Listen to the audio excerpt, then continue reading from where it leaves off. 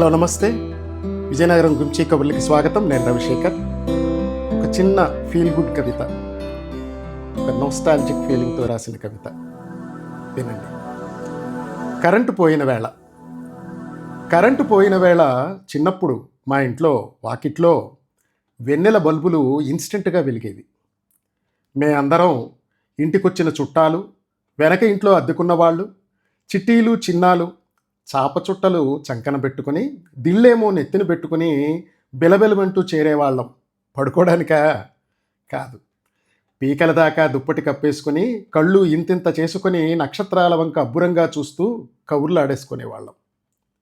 ఆ మధ్య కాలం చేసిన తాతయ్య, అదిగో ఆ పక్క ఆకాశంలో చేరిన చుక్కట అంటూ అక్క చెప్తుంటే, ముగ్గేసేందుకు పిండి చుక్కలు పెట్టి దేవతలెవరో మనం చూస్తున్నామని ఆ పక్క మబ్బుల వెనక దాక్కున్నారని అప్పుడే భావకవితలు రాస్తున్న అన్నయ్య చెప్పేవాడు.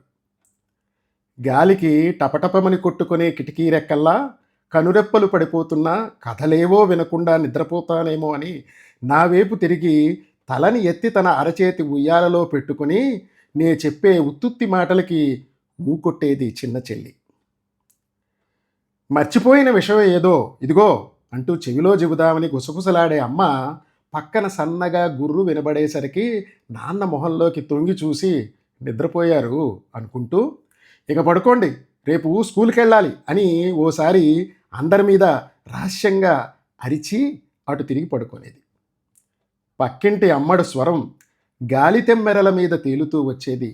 మనసున మల్లెల మాలలూగెనే, కన్నుల వెన్నెల డోలలూగెనే, ఎంత హాయి ఈరేయి నిండెనో దేవులపల్లి పాట.